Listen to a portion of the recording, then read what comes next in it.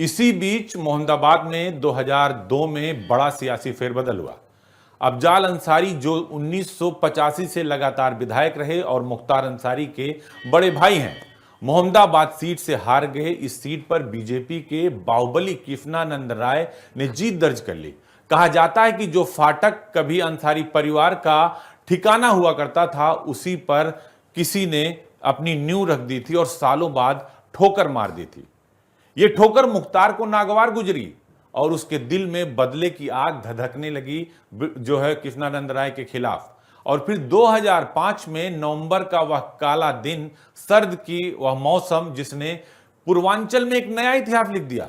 मोहम्मदाबाद में एक स्थानीय क्रिकेट टूर्नामेंट का उद्घाटन करने कृष्णानंद राय जा रहे थे। उस दिन उन्होंने अपनी बुलेट प्रूफ गाड़ी को अपने घर पर छोड़ दिया और वो निकल पड़े। शायद कृष्णानंद राय को यह पता नहीं था कि ये उनका आखिरी सफर है और आखिरी टूर्नामेंट का उद्घाटन है, क्योंकि उनके काफिले पर AK-47 से ऐसी बौछार की गई, तो कहते हैं कि एक दो नहीं, 500 राउंड AK-47 से गोलियां चलाई गई, जिसमें बहुत बड़े बड़े माहेश्वरी जीवा, मुन्ना बजरंगी, बहुत बड़े बाबू यादव, फिरदौस, ऐसे बड़े बड़े अपराधियों का नाम सामने आया। लेकिन इस वारदात में कृष्णानंद राय अपने आप को मुख्तार की AK-47 की गोलियों से बचा नहीं सके। यह हत्या मुख्तार अंसारी का अपने दुश्मनों के लिए एक संदेश था कि अगर मुझसे टकराओगे तो अंजाम होगा क्या? सिर्फ मौत, सिर्फ मौत और सिर्फ मौत।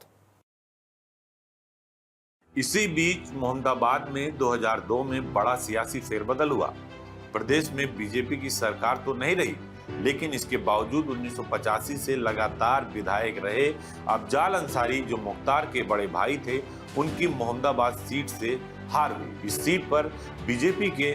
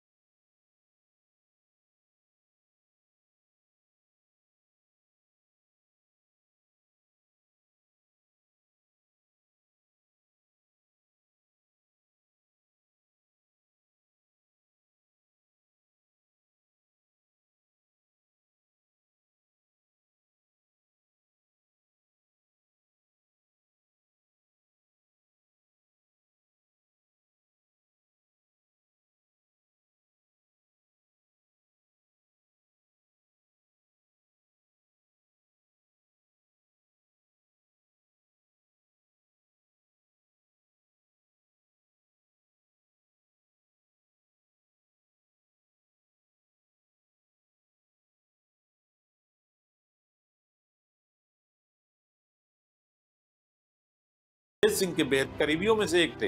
ये हत्या मुख्तार का अपने दुश्मनों के लिए एक संदेश भी माना जा रहा था कि उसने की मुख्तार से टकराने पर अंजाम सिर्फ और सिर्फ मौत होगी। इस हत्याकांड के बाद से पूर्वांचल धधक उठा, जल उठा था। मुख्तार पर इस हत्याकांड की साजिश का आरोप था और मुख्तार के शार्प शूटर मुन्ना बजरंगी की अगुवाई में इसे अंजाम दिया गया था। लेकिन बाद में सभी आरोपी इस केस से बरी हो गए।